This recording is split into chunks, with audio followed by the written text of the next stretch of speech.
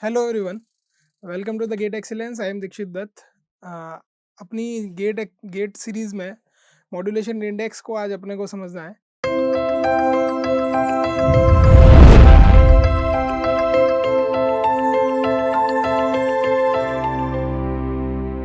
Communication के subject में amplitude modulation का चल रहा है, तो उसमें मॉड्यूलेशन इंडेक्स की एक जनरल कॉन्सेप्ट समझते हुए फिर एम्पलीट्यूड मॉड्यूलेशन में क्या उसका रहता है वो भी देखेंगे।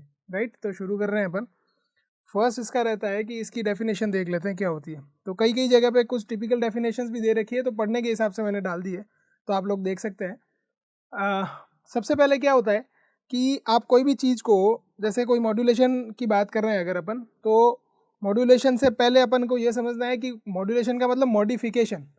अब कोई भी एम्पलीट्यूड, फ्रीक्वेंसी या फेज किसी में भी वेरिफिकेशन हो सकता है। तो पहले तो वो ये बता रहा है कि it is possible to vary the level of modulation apply to the an amplitude modulated signal. यानी अपन ने जो भी मॉड्यूलेशन स्कीम अप्लाई करी है, यानी एम्पलीट्यूड किया है, फ्रीक्वेंसी किया है, तो फेज किया है, कितना उसको अपन वेरी करें या कितना डीप उसको अप्लाई कर सकते हैं, वो अपन चेंज कर सकते हैं। कहने का मतलब ये कि आपने एम्पलीट्यूड को कितना कम किया है, कितना ज़्यादा किया, ये आपके ऊपर है। आप उसको कम या ज़्यादा कर सकते हैं, यानी वेरी कर सकते हैं।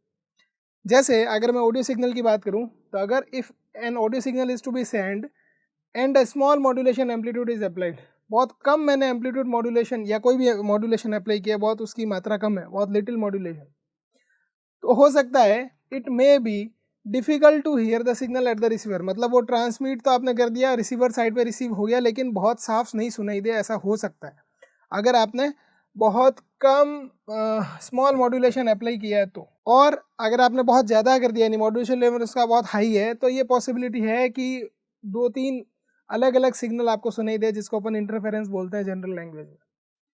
तो इसको वेरी कर सकते हैं अपन, मतलब कम या ज़्यादा कर सकते हैं। लेकिन क्या जरूरी है, so it is necessary to have a way of defining the level of modulation applied to an amplitude modulated signal. अभी मैं एएम की बात कर रहा हूँ, तो एंड मॉनिटरिंग द लेवल, यानी जो उसकी लेवल है, और एम्पलीट्यूड मॉड्यूलेटेड सिग्नल में आपने जो उसका लेवल ऑफ मॉड्यूलेशन डिसाइड करना है, इन दोनों के लिए अपने को एक नेसेसरी वे अपने पास होना चाहिए। 2 figures are use for this. क्या क्या? Namely the amplitude modulation and AM modulation index and the modulation depth. ये दो चीज़ें हैं, AM modulation index and the modulation depth. यानी इस मॉड्यूलेशन इंडेक्स को जब अपन परसेंटेज में लिखते हैं, तब उसका नाम हो जाता है मॉड्यूलेशन डेप्थ। तो कितना होना चाहिए ये डिसाइड करना जरूरी है, यानी अपन चेंज तो कर सकते हैं, तो ये चीज़ ध्यान में रखना, it is possible to vary the level of modulation. अब इसकी जो स्टैंडर्ड डेफिनेशंस है वो क्या है? द मॉड्यूलेशन इंडेक्स सबसे पहले, और द मॉड्यूलेशन डेप्थ, ये मैंने आपको बता दिया। जब आप इसी मॉड्यूलेशन इंडेक्स को परसेंटेज में कन्वर्ट करते हैं, तो उसका नाम हो जाता है modulation depth. of a modulation scheme describes by how much the modulated variable of the carrier signal varies around its unmodulated level। ये एक बहुत स्टैंडर्ड और अच्छी डेफिनेशन है। अगर आपको अपने यूनिवर्सिटी एग्जाम में या कहीं पर भी रिटर्न में कहीं लिखना हो, तो ये आप लिख सकते हैं।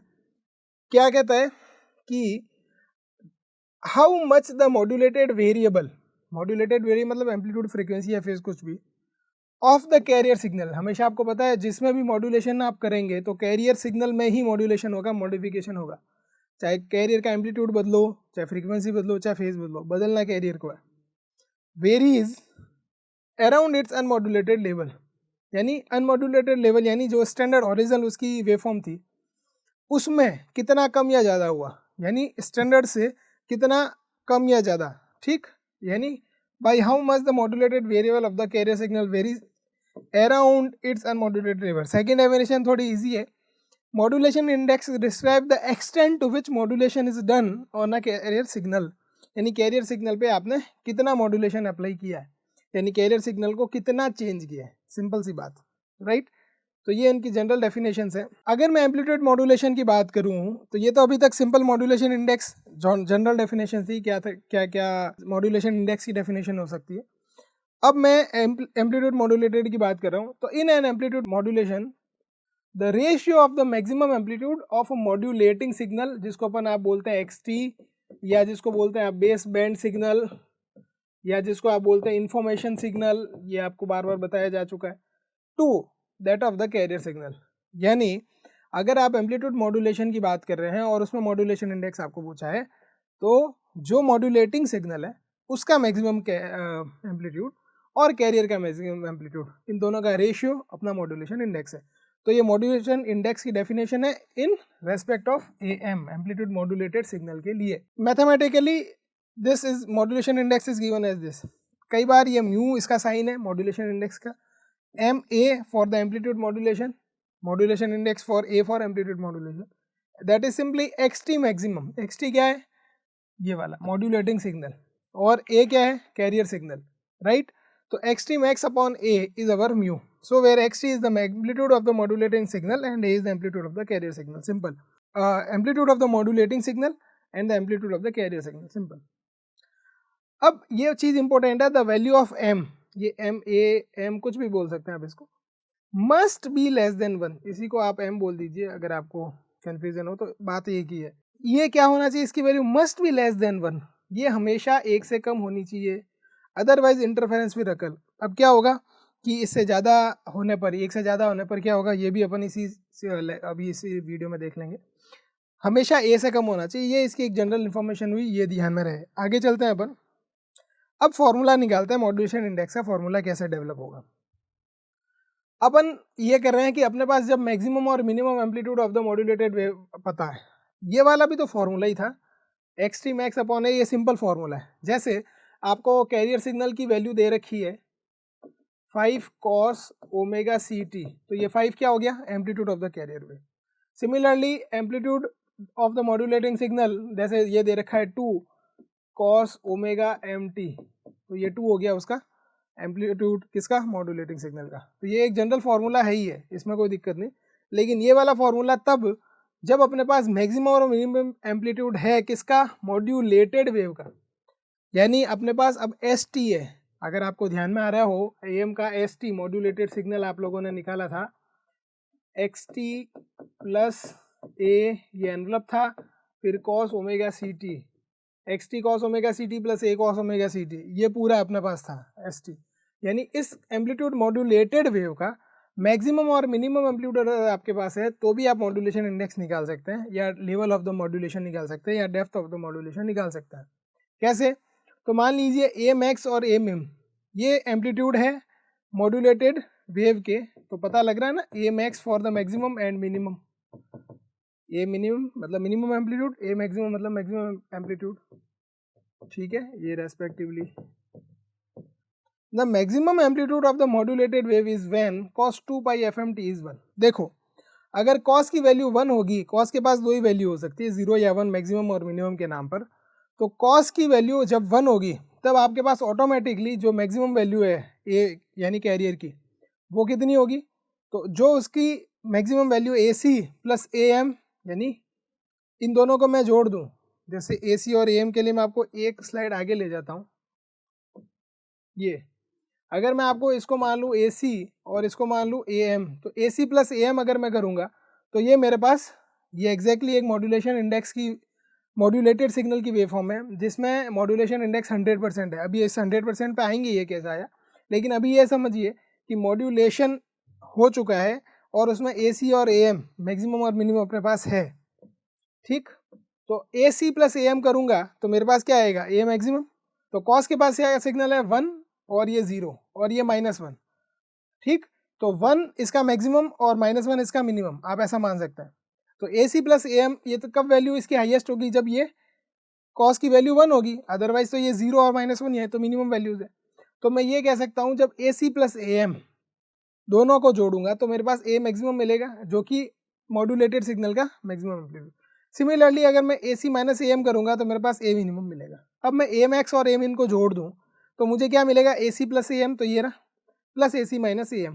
अब AM से AM कैंसल आउट हुआ तो मेरे पास आया 2AC, और AC इज़ नथिंग बट क्या है, इसको इधर भेज दो, A मैक्स प्लस A मिन बाई 2। तो अपने पास AC की वैल्यू यानी कैरियर एम्पलीट्यूड की वैल्यू AC जो आई है वो क्या है?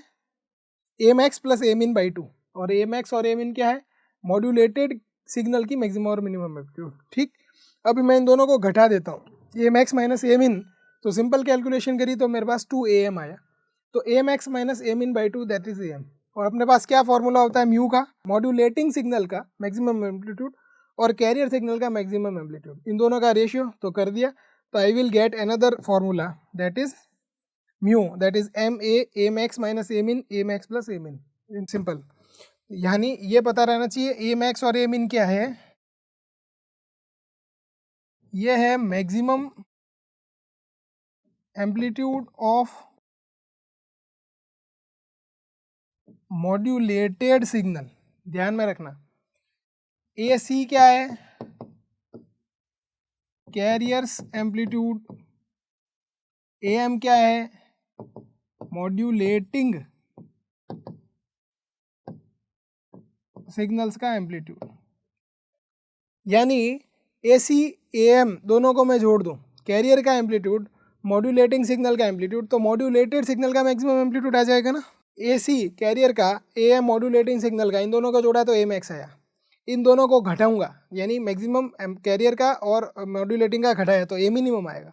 ये ए मैक्स और ए मिन क्या है, मॉड्यूलेटेड वेव के मैक्सिमम और मिनिमम। बस इन दोनों को एक बार जोड़ दो, एक बार घटा दो, you will get this A M upon A C, then A max minus A min upon A max plus A मिन।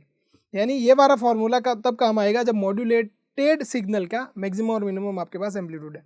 इनके ऊपर 100% आपके पास क्वेश्चन आएगा ही आएगा, राइट।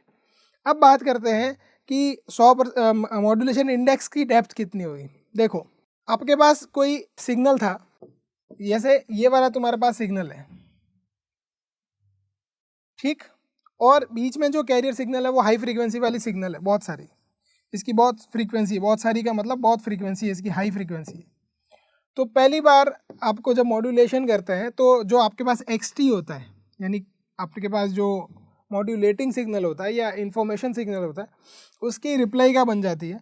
और 100% मॉड्यूलेशन तब होगा जब AC मतलब amplitude of the modulating signal और amplitude of the carrier signal दोनों बराबर हो, ठीक।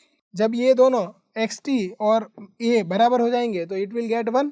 सो XT मैक्स अपॉन A 1 होने पर, दोनों बराबर होने पर MA इज इक्वल्स टू 1 आ जाएगा। तब ये वाली कंडीशन आएगी और आपके पास ये सिग्नल मिलेगा जो कि ठीक है, चल सकता है, ठीक। अगर मेरे पास ये वाली कंडीशन आती है जिसको मैं 50% मॉड्यूलेशन बोलता हूँ, तो ये 50% वाला गैप यानी इस रेफरेंस लाइन से 50% का गैप रहता है, तो ईजीली आपके पास वेव ट्रेवल होती है कैरियर की और ये मॉड्यूलेटेड सिग्नल आपको रिसीव होता है, यहाँ तक कोई दिक्कत नहीं है। यानी जब आपके पास MA या म्यू इसकी value less than equal to 1 है, ये 50% मॉड्यूलेशन का मतलब लेस देन 1, क्योंकि 0.5 आता है और 50 जब इसको 100 से गुणा करता हूँ तो मेरे पास 50% मॉड्यूलेशन डेप्थ आ जाती है। तो यहाँ तक तो चलेगा, लेकिन अगली जो टर्म है, अब ये जो थर्ड वाला है, इसमें मॉड्यूलेशन इंडेक्स 100% से ज़्यादा है। जैसे ही 100% से ज़्यादा होगा ये इंटरफेरेंस अकर हो जाएगी, और इंटरफेरेंस अकर होने पर आपका सिग्नल एग्जैक्टली रिसीव नहीं होगा जो आप भेज रहे थे। इसलिए हमेशा मॉड्यूलेशन इंडेक्स जो है वो 50% हो तो ठीक, या 100% तक हो सकता है मैक्सिमम, 100 से कम ही होना चाहिए। इसका मतलब ये है कि m is less than equal to 1, यानी जो आपने म्यू निकाला है that is XT maximum upon A, ये हमेशा लेस देन 1 ही रहना चाहिए। बस ये अगर दोनों बराबर होंगे तो इक्वल टू 1 हो सकता है, वहाँ तक भी टॉलरेबल है। ग्रेटर देन 1 अगर हो गया तो not tolerable, not acceptable also, right. तो मॉड्यूलेशन इंडेक्स के बारे में ये 3 कॉन्सेप्ट थे जो क्लियर हुए। अब है कि मॉड्यूलेशन इंडेक्स में कुछ चीज़ें होती है, जैसे आप ट्रांसमिट कर देते हैं तो कुछ चीज़ें प्रिवेंशन भी रखते हैं अपन। ब्रॉडकास्ट स्टेशंस यूजिंग AM, जो AM को यूज़ करते हैं वो वाले broadcast stations, take measures to ensure that the carriers और signals for the transmission never become over modulated. तो जो 100% से ऊपर वाला मॉड्यूलेशन था उसका नाम था ओवर मॉड्यूलेशन, उससे वाला कम था उसको बोलते थे अंडर मॉड्यूलेशन, और बराबर हो यानी 100% हो तो उसको बोलते हैं सिंपल मॉड्यूलेशन। तो ब्रॉडकास्ट स्टेशन जो AM को यूज़ करते हैं वो हमेशा ये ध्यान में रखते हैं कि उनके पास ये जो कैरियर सिग्नल जो ट्रांसमिट होने जा रहा है वो ओवर मॉड्यूलेशन ना हो, यानी M ग्रेटर देन वाली इस कंडीशन ना आए। तो वो ट्रांसमीटर क्या करते हैं, incorporate the limiters to prevent more than 100% modulation. तो वो कुछ लिमिटर लगा देते हैं ताकि 100% मॉड्यूलेशन से ऊपर मॉड्यूलेशन ना हो। ये एक ध्यान में रखने वाली बात है। तो ये पूरा मॉड्यूलेशन इंडेक्स के बारे में था कि 100% मॉड्यूलेशन तक चलेगा, उससे कम होना चाहिए, ज़्यादा होने पर अपने पास इंटरफेरेंस की प्रॉब्लम आएगी। Thank you.